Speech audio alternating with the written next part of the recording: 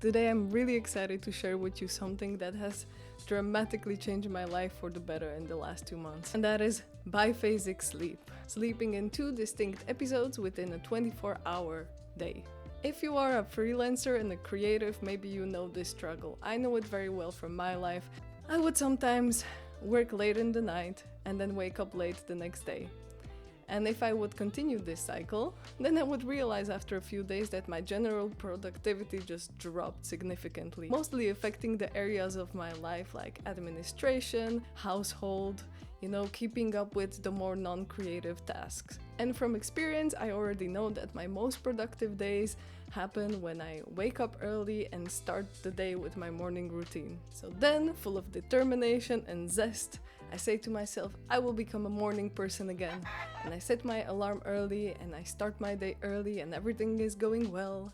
My mind is clear, the tasks on my to-do list are getting more and more checkbox and I feel great. But if you're watching this, I'm sure you know where this story is going. This morning glory story ends with the first late night assignment, the very first evening when I have either work assignment, I'm doing a fire show or something, or the very first evening when I don't feel like being so proper all the time and I just end up hanging out with my friends or doing something creative. So then I go to bed late, I wake up either late and I fall back into the night owl cycle and this whole cycle repeats, or I wake up early and I waste my entire day by being completely tired. Sounds familiar?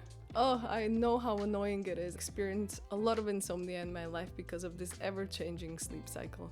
Recently, I started offering my services as a health coach for all women's health boutique in Rotterdam, which means that I have to be out of the house early in the morning with a set schedule. And this made me face this issue even deeper because I was like, oh no, I do often have fire shows or shows in the evening and then I have to also wake up early to be able to go to work. But then I did a little bit of research and I came across a video here on YouTube that was talking about biphasic sleep and I was like, wait a minute, that sounds promising. So there are 2 main forms of biphasic sleep. One is sleeping in a 4-hour increment, then being awake only for an hour or 2, and then sleeping for another 4-hour increment, which is most likely the way our ancestors used to sleep. And then there is also the siesta pattern, which is widely popular around the world, mostly in like Hispanic and Mediterranean cultures, where you sleep around between 4 to 6 hours in the night and then anywhere between half an hour to 2 hours in the early afternoon. I cannot tell you how you should sleep or how much you should sleep or how you should structure your biphasic sleep schedule. I can just tell you what works for me and how I figured my ideal sleep and wake pattern.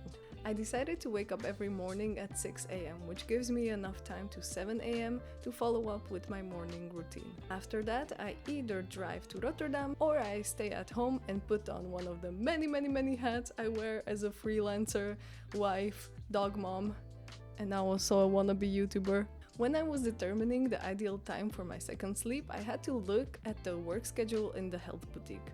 My morning shift ends there at 1 p.m., which means 1 p.m. plus 30 minutes drive home, plus 30 minutes for lunch, plus 30 minutes to walk my dog, equals 2:30 p.m. is the ideal time for my second sleep. I usually sleep from 2:30 to 4. My second awake phase is from 4 p.m. till about midnight or 1 a.m.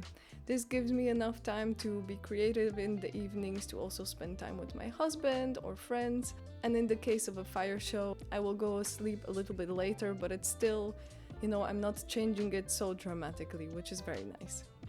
I stick to this schedule regardless of if I'm working at the health club or if I have a fire show or if I stay at home. And I must say now, after 2 months of doing this, I feel fantastic. My body adapted to it like this. It's like my body was craving for it. It's like, finally, Adrian, you found out what you need and what we need together. No more insomnia, no more fatigue. I really feel like I've unlocked here something. The important thing is that your second sleep must be in your calendar and you must treat it as a very important meeting. And what if you really can't make it? I hear you ask. Well, it has happened to me several times already that I was not able to make the second sleep.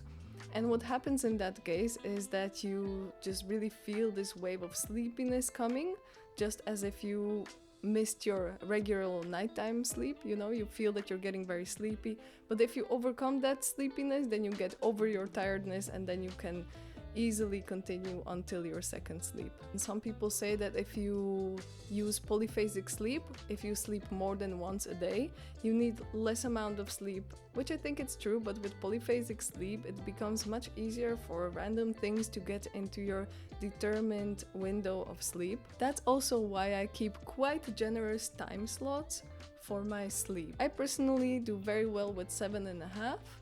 It doesn't mean that I sleep 7.5 hours every single day, but on those days where my sleep is cut short, I am resting assured that the next day I can catch up on that sleep, because I already have these time blocks, quite generous time blocks of sleep predetermined, and they are there waiting for me to just cuddle up and snooze. Some people might experience that it's very difficult for them to transition to this way of sleeping, but you have to try it for yourself and see.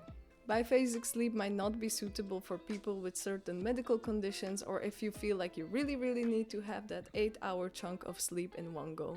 Last piece of advice, don't try doing it with two little helpers with really good earplugs. I love these wax earplugs because they mold to the shape of your ear. They are quite similar to the wax in your ear, which doesn't irritate the ear. I really recommend these. And then a really nice eye mask. And the nice thing about having a cozy, nice eye mask is that even if you travel, wherever you take it with you, it smells like sleep. It really triggers the sleepiness, at least for me. Like, subscribe, all the good things, and see you next time.